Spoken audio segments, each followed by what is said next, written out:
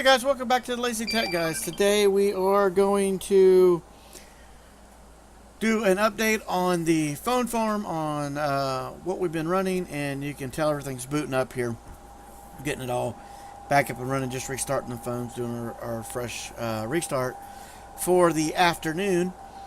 And everything, we have moved all the phones. Now, there's a really big reason why we've done this, and well, earnings. We've gotten away from the perk and the other apps because right now YoTV was or is making the most amount of money, even though we put this on and the first day we made like $7 on the first day on these 27 phones. So quick, easy 27 or 27. I wish it was 27 bucks a day. But it was $7, so we were doing great. We thought everything was, and then the second day it went down to like $1, and the last few days it's been $1 to about $2 a day. So I don't know if that's got to do with something that has happened with the app itself, or if that's something that has taken place here. We have had some different things, and as I said before, we are rural, so that does play effect on our earnings.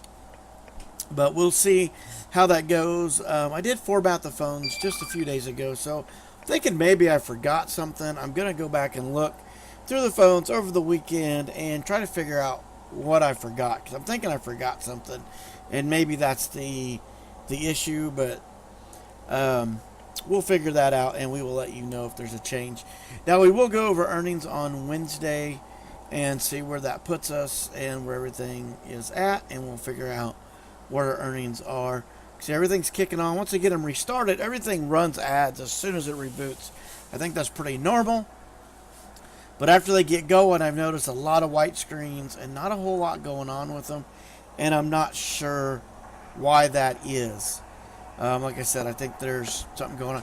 Now, I wanted to point this out, and the reason I was showing it on there, you can see where I just tapped that, and I'll do it in here, is because some phones don't automatically start. They'll run up to that point but won't start.